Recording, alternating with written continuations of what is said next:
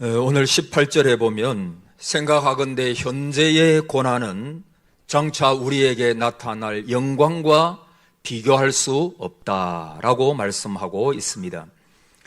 바울은 그 앞에 17절에서 자녀이면 또한 상속자 곧 하나님의 상속자요 그리스도와 함께한 상속자니 우리가 그와 함께 영광을 받기 위하여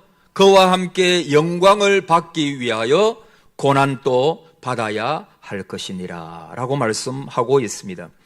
그리고 본절에 보면 그리스도로 인하여 받는 고난은 성도가 장차 천국에서 받을 영광과 옛날 성경에 보면 좋게 비교할 수 없도다라고 말씀합니다.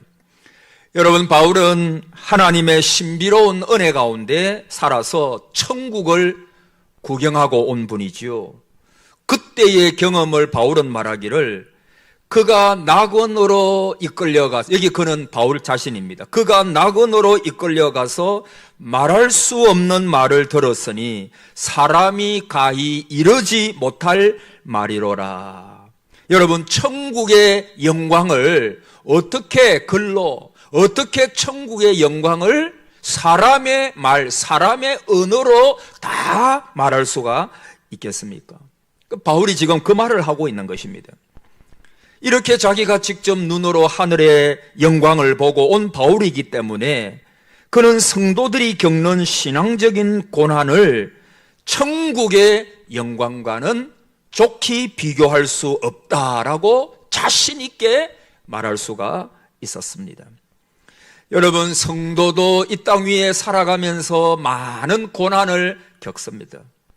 성도로서 이 땅 위에서 겪는 고난이 뭘까요? 먼저 예수 그리스도를 믿음으로 말미암는 불신 이웃에게 핍박을 당하는 것입니다. 여러분, 이 시대에도 우리나라에 살면서도 가족을 통해서 아니면 회사에서 아니면 여러 곳에서 예수님 때문에 조롱당하고 멸시당하고 또 손해를 보고 살아가는 분들이 많이 있을 것입니다. 또 교회를 위하여 직분을 맡으시잖아요. 장로님으로, 안수집사님으로, 권사님으로, 집사님으로 여러 또 그 직분을 따라서 하나님께서 주신 직분의 충성을 다하려고 하면 어떤 의미에서 그것은 특권이지만은 그것이 십자가일 수 있으니까 그것이 고난일 수도 있을 것입니다. 복음을 전하면서 고생도 하고 수모도 당하는 고난입니다. 또 세상이나 사탄의 시험과 싸우는 고난을 겪습니다. 그리고 7장에서 보듯이 육신의 정욕과 싸우는 고난을 겪습니다. 물론 이렇게 성도가 세상에서 당하는 고난 중에는 극히 견디기 고통스럽고 심지어는 죽임을 당해야 하는 고난이 포함되기도 합니다. 여러분, 우리가 고난당한 사람이라 그러면 구약 성경에 나오는 욥을 쉽게 떠올릴 수 있습니다.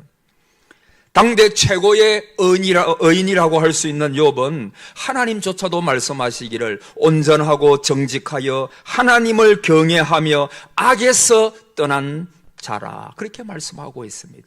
하나님을 경외하는 자, 다시 말하면 하나님을 존중하는 자입니다. 저는 성도 여러분과 제가 우리의 평생에 하나님을 경외하며 하나님을 존중하는 은혜가 있기를 바랍니다. 하나님을 하나님으로 대하여 드리는 것, 그분은 돌아가신 죽으신 하나님이 아니라 오늘 또 살아계시며 온 천지 만물을 주관하시는 전능하신 하나님, 그 하나님으로 존중해 드리는 은혜가 있기를 바랍니다. 그래서 저는 여러분에게 묻습니다. 여러분이 오늘 예배를 드리는데 그 하나님에 대하여 여러분은 어떤 생각을 가지고 계십니까? 하나님은 죽으신 하나님입니까? 옛날에 루터가 종교개혁 하다가 어려움이 있고 좌절하고 낙심했을 때 그 부인이 상복을 입고 있었다 그랬잖아요. 루터가 놀래가지고 누가 죽었냐고, 아니 당신이 믿는 하나님은 죽은 하나님이냐고, 왜 그렇게 낙심하고 절망하고 그렇게 부정적인 이야기를 하느냐고. 그때 루터가 깜짝 놀래가지고, 아니야, 하나님은 살아계신 하나님이지. 그리고 다시 힘을 얻어가지고 그 종교개혁의 최전선에서 달려갔던 것을 우리가 알 수 있는 것입니다. 사랑하는 성도 여러분, 하나님을 경외하는 이 욥, 경외가 뭐라고요? 하나님을 존중해 드리는 것입니다. 그분의 살아계심과 그분의 전능하심을 인정해 드리는 것입니다. 그런데 잠언의 교훈에 따르면 이 욥은 하나님을 경외하고 온전하고 정직했으니까 더 부유해지고 강건하고 번성하고 자녀의 복을 받고 만사형통해야 될 사람입니다. 그런데 나타난 현상은 어려움이 꼬리에 꼬리를 물고 들어오는 형국입니다. 외부에서 내부로 계속해서 잠시 쉴 틈도 주지 않고 물밀듯 들어옵니다.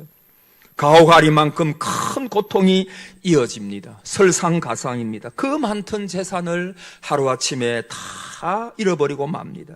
사랑하는 자녀 10명이 한날에 병고로 몰사합니다. 평생을 같이 산 아내조차도 자신과 함께 하지 아니하고 당신이 그래도 순전함을 지키려고 하느냐, 하나님을 욕하고 죽어라 그럽니다. 거기에 온몸에 병이 들어가지고 기왓장으로 퍽퍽 끓어야 하는 비참함에 빠집니다. 무엇보다도 그동안 지니고 있던 하나님에 대한 신앙마저도 뒤에 가보면 흔들리는 모습을 보게 됩니다. 이 참담한 소식을 듣고 멀리서 3명의 친구가 욥을 이문하러 오지요. 엘리바스, 빌닷, 그리고 소발입니다. 그들은 와서 깜짝 놀랍니다. 그 어떤 악인에게도 닥치지 않을 만큼 참담한 고난, 그 고난을 욥이 받고 있었기 때문입니다. 한마디도 건넬 수 없어가지고 그냥 함께 울 수밖에 없었습니다. 그런데 울면서 그들은 생각했습니다. 그들은 전통적인 신앙인들인데 그들은 지금 욥의 상황을 두고 딜레마에 빠집니다. 그들을 당혹하게 한 것은 이 사태를 어떻게 해석하느냐라고 하는 것입니다. 전통적인 지혜와 신학으로 보면 이런 고난과 고통은 숨겨진 죄악 때문에 발생하는 것으로 알았기 때문입니다. 그래서 이 3명의 친구들은 욥에게 회개를 요청합니다. 너가 무엇인가 숨겨진 죄악이 있는 모양이다. 너가 사람은 속여도 하나님은 속이지 못한 것 같구나 라고 하면서 회개를 촉구합니다. 그러나 욥은 이 말들을 수용하지 못합니다. 상응한 죄가 없어요. 그리고 거부합니다. 그렇게 해나가는 가운데 나중에는 하나님께서 개입하십니다. 폭풍우 가운데 개입하십니다. 그러면서 하나님이 하시는 말씀 가운데 우리가 깨닫는 것은 자기의 한계, 즉 자신의 무능과 무지를 인식하는 것입니다. 인간이 얼마나 제한적인가를 주목하게 합니다. 우리가 지닌 능력과 지식, 지혜는 상대적일 뿐 절대적인 하나님 앞에 결코 설 수 없는 것이란 점을 깨닫게 됩니다. 사실 욥은 자신에게 왜 고난이 왔는지를 깨닫지를 못했습니다. 그저 감내해야 될 따름입니다. 여러분, 어떤 고난들은요, 내가 그 이유를 알 수 없는 고난이 있을 수가 있어요. 그때는 탄식도 합니다. 그때는 절망도 합니다. 그때는 낙심도 합니다. 그러나 울면서 소리 지르면서 탄식하면서 그렇게 그 고난을 버티어 나가야 되는 것입니다. 경외심으로 순종하면서 살려고 발부둥치는 욥에게 그런 악이 발생하지 못하게 하나님께서 막아주셔야 했는데 하나님은 그렇게 하지 않으셨습니다. 합당한 이유를 알 수 있는 것도 아니었습니다. 모든 것이 불확실한 상태입니다. 믿음을 지키기 힘든 지경이 됩니다. 자신이 제기한 의문에 답변을 들을 수 없다는 것이 더욱 마음을 아프게 합니다. 그러나 우리 인생은 언제나 모든 일에 대하여 속 시원한 대답을 들을 수 있는 것은 아닌 것입니다.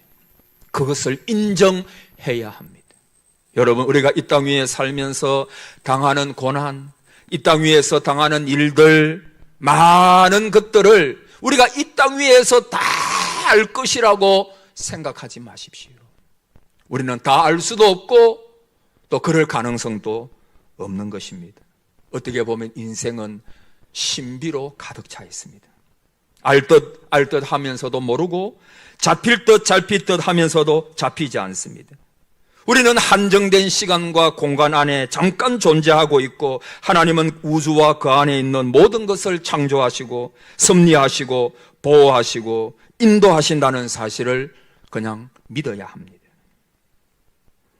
저는 요즘에 조금 어려움을 당하면서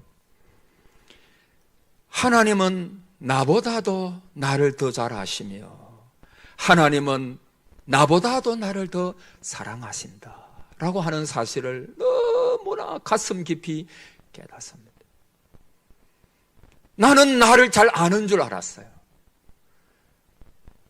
나는 하나님 앞에서 신앙이 아주 좋은 줄 알았어요. 그러나 저 자신을 볼 때 하나님께서 나 자신을 보게 하시는구나. 그리고 하나님은 나의 믿음과 나의 모든 삶의 정체성, 내가 누군가에 대하여 하나님은 나보다도 훨씬 더 잘 알고 계시구나. 하나님은 내가 생각하는 것보다도 훨씬 더 나를 사랑하시구나.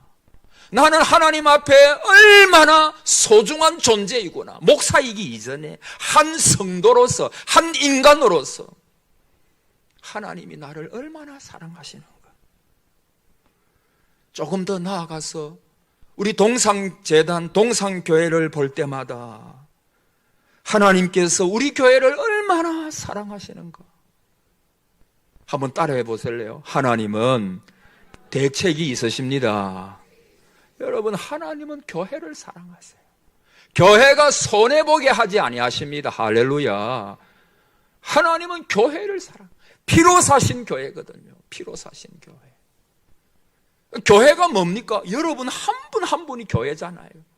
여러분의 한 분 한 분에 대한 하나님의 그 사랑과 관심과 애정은 말로 다 할 수 없는 거예요.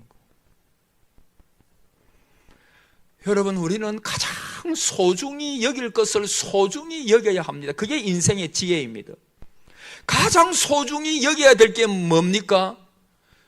주님은 고난을 통해서 저게나 성도 여러분에게 고난당할 때 가르쳐 주시는 것이 뭐냐 하면 주님이 가장 소중하시다. 주님이.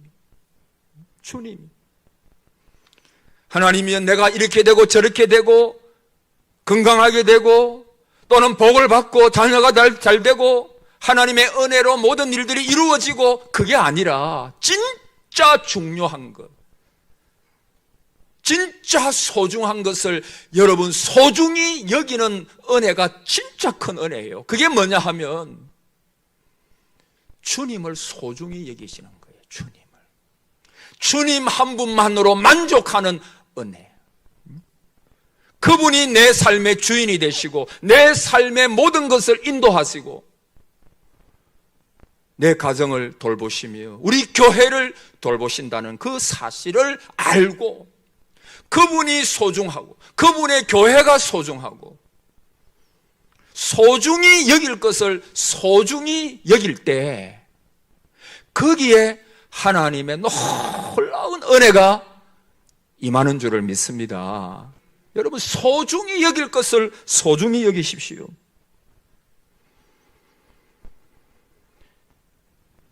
오늘 18절에 보면 생각하건대 현재의 고난은 장차 우리에게 나타날 영광과 비교할 수 없도다 그랬죠. 생각하건대 여러분 멈추어야 됩니다. 그리고 생각하셔야 됩니다. 바울은 잠시 생각한 게 아닙니다. 이 한 절은 간단하지만 바울이 바로 응답을 받은 것도 아닙니다. 생각하고 또 생각하고 어떤 때는 잠깐 보류해 두었다가 어느 날 또 생각합니다.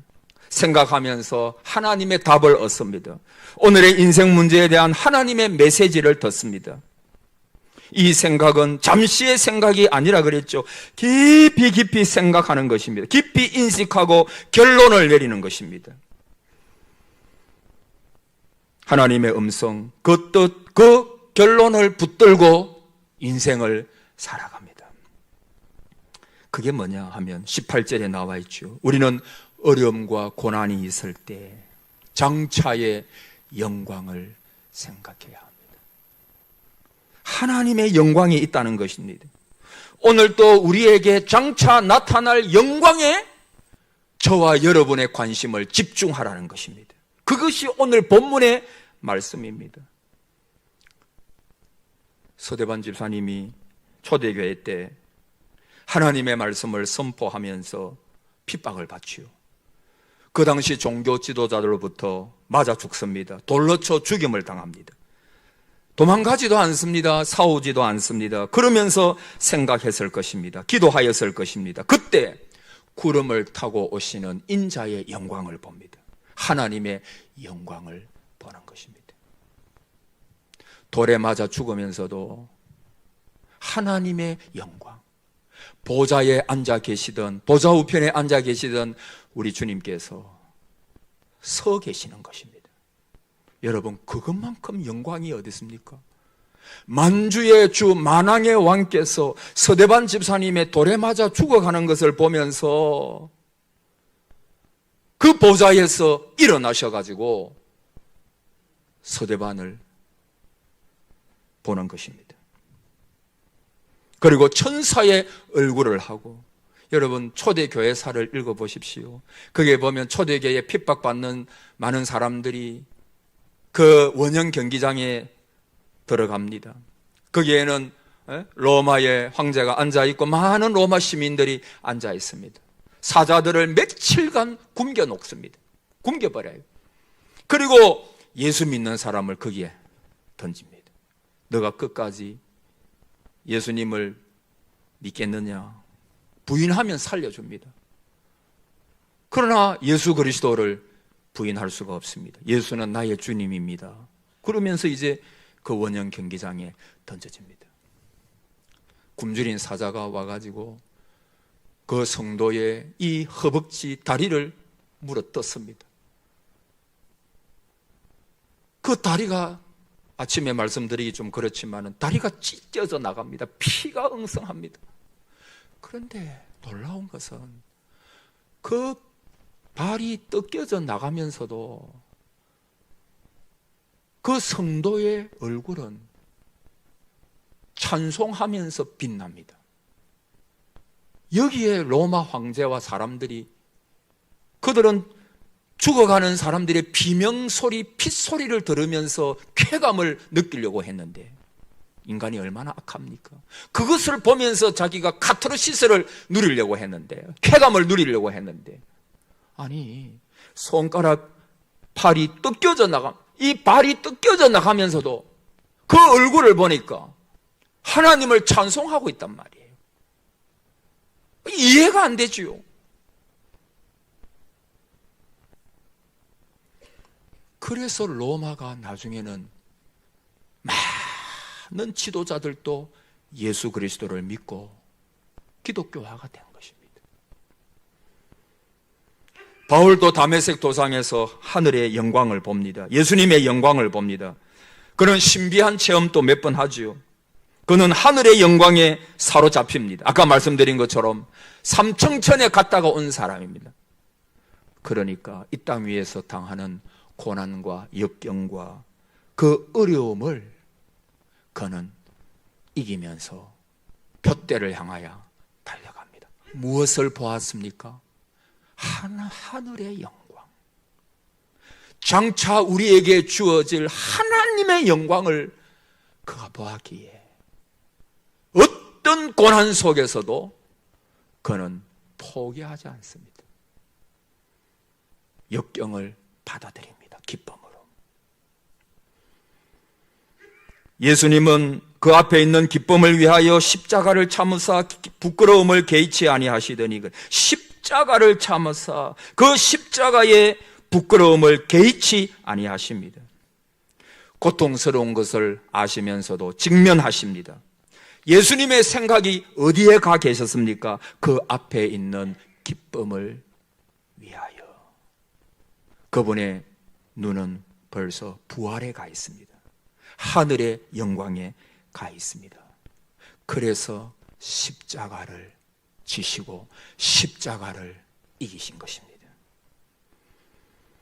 그 고난을 극복할 수 있는 지혜, 여러분, 고난 당할 때 오늘 성경은 우리에게 한결같이 무엇을 말씀하고 있습니까? 우리의 눈이 어디에 가 있느냐에 따라서 그 고난을 이길 수 있느냐 없느냐가 판가름 난다는 것입니다. 여러분, 로마에 가보면 카타콤이 있죠. 거기 가보면 어떤 때는 무덤 속입니다.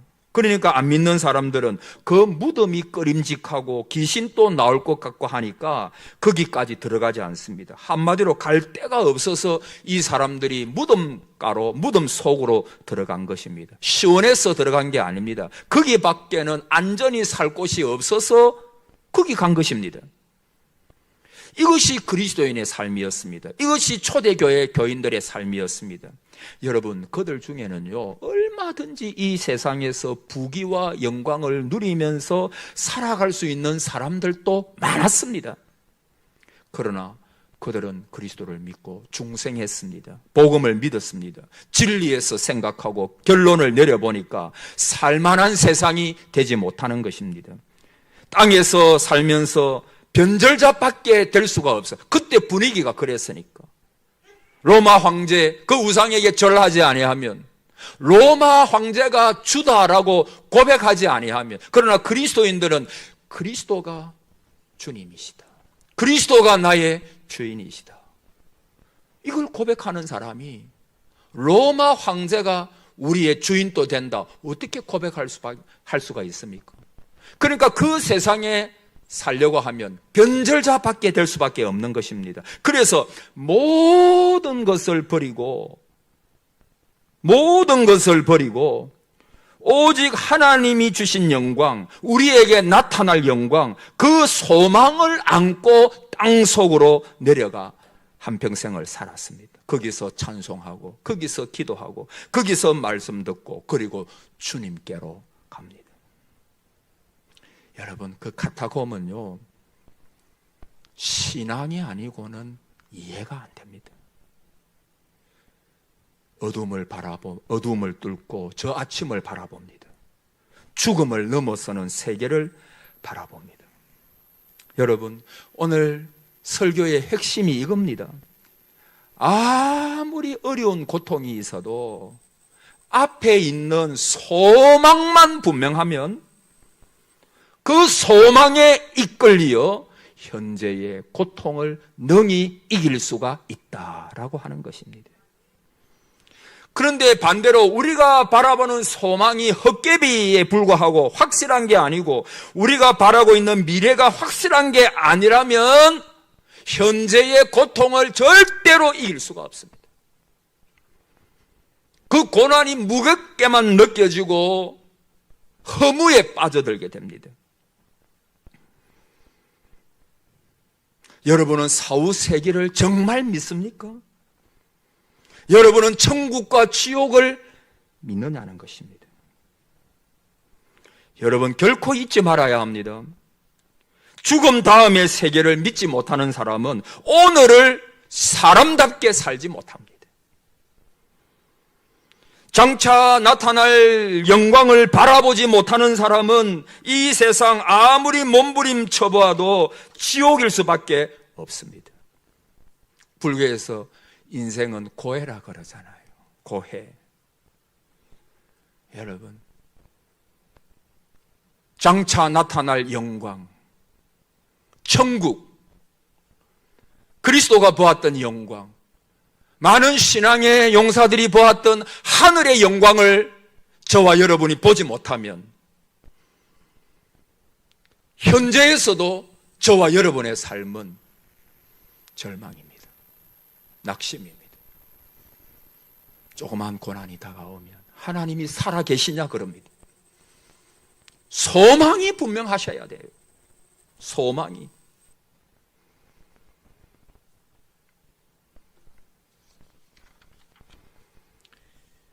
영국의 어느 의학 잡지에 실린 이야기입니다. 5살 난 아들을 데리고 어머니가 점쟁이를 찾아갔습니다. 점을 치는데 점쟁이가 아들을 보더니 얘는 43살까지밖에 못 살겠네. 그렇게 점쟁이가 이야기를 하더랍니다. 그런데 이 점쟁이의 그 말이 이 아이 마음속에 깊이 각인돼 버렸습니다. 그런 채로 한평생을 살아가는데 초조한 마음이 날로 증폭되는 것입니다. 43살이 가까울수록 점점 더 괴로운 것입니다. 그리고 이 고통을 견딜 수가 없습니다. 그래서 결국 43살 되는 생일을 당하고 일주일 만에 그는 죽었습니다. 죽을 때의 병명이 마약 중독입니다. 누구인가 하니까 여러분도 잘 아시는 미국의 로큰롤 가수였던 엘비스 프레슬리라고 하는 사람입니다. 이 엘비스 프레슬리는 세계적인 인물이라 할 만큼 많은 영광을 누렸지만 어렸을 때에 점쟁이가 했던 그 소리로 말미암아 평생토록 어두운 그림자로부터 탈피하지 못했어요. 그래서 괴로워 결국 마약에 빠집니다. 그리고 필경은 중독으로 죽었습니다. 아무리 화려한 삶을 살았다 하더라도, 많은 사람들에게 추앙을 받고 있다 해도 미래가 없으면,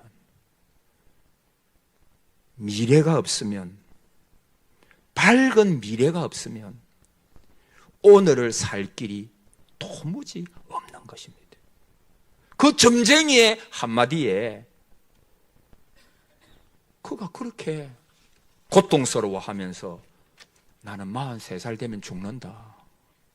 여러분, 여기에 빠져가지고 결국에는 그가 43살, 그때 그가 죽고 맙니다. 사랑하는 성도 여러분, 오늘 고난을 포기의 신호로 받지 마시기를 축복합니다. 절대 포기하지 마세요. 절대 포기하지 마세요. 인내는 연단은 소망을 이루는 줄 알면, 오후에도 말씀드리겠지만 인내하셔야 됩니다. 여러분, 어차피 인생은 고난입니다. 그렇지 않습니까? 예수님을 믿어도 고난이고 예수님을 안 믿어도 고난의 생입니다. 가난한 자나 부한 자나 똑같아요. 똑같이. 그래서 어떤 목사님은 고난은 다 비슷하다. 그 전체적인 질량은 그것은 다 비슷하다, 그렇게 말해요. 그 당하는 때가 좀 다를 뿐이고. 여러분, 고난 당할 때 인내하셔야 돼요. 어떻게 인내하면? 여러분, 순교자가 어떻게 순교자가 됩니까? 인내하니까 순교자가 되는 거예요. 끝까지 참는 자가 승리자가 되는 거예요. 끝까지 참는 자. 중간에 변절해버리고 중간에 포기해버리면 그거는 끝나는 거예요. 변절자가 돼버려요. 그래서 여러분, 순교자를 보십시오. 이 순교자들은 끝까지 참습니다. 여러분, 우리가 화를 낼 때도 내가 지금까지 막 끝까지 참았는데 하면 또 화를 내버려. 그건 못 참은 거예요. 그렇지 않아요. 그건 못 참은 거예요. 참으려면 끝까지 참. 신앙도 마찬가지입니다. 인내가 뭡니까? 끝까지 인내하셔야 돼요. 끝까지. 그래야 순교를 하죠. 끝까지 참아야 되죠. 주님께서 끝까지 참으셨잖아요. 그러니까 그가 십자가를 지시고 저와 여러분을 구원하시는 놀라운 역사를 이루시잖아요. 사랑하는 성도 여러분, 장차 우리에게 나타날 영광을 하나님께서 보여주시는 은혜가 있기를 바랍니다. 이 확신이 있으시기를 바랍니다. 여기에 확신이 없으면 우리는 흐리멍텅한 신앙생활을 할 겁니다. 죽은 하나님을 섬기는 사람처럼 살아갈 것입니다. 하나님을 언제까지 멸시하겠느냐 말했죠. 언제까지 살아계신 하나님을 멸시하면서 살겠느냐. 여러분, 전능하신 하나님을, 살아계신 하나님을 죽은 하나님처럼 생각하고 신앙생활을 하고 기도한다면 하나님을 멸시하는 것입니다. 어느 때까지 너희들이 나를 멸시하면서 그렇게 살아가겠느냐? 하나님께서 말씀하실 것입니다. 장차 우리에게 나타날 천국의 영광에 대한 확신을 하나님께서 오늘 저와 여러분에게 주시고, 그 영광의 확신을 가지고 오늘을 능히 이기면서 살아서 하나님 앞에 인정받고 하나님께서 은혜를 주시며 또 살아계신 그 놀라운 체험들을 저와 여러분이 경험하면서 살아가는 이런 놀라운 은혜가 저와 여러분의 가정, 우리 교회에 있기를 주의 이름으로 축복합니다. 아멘.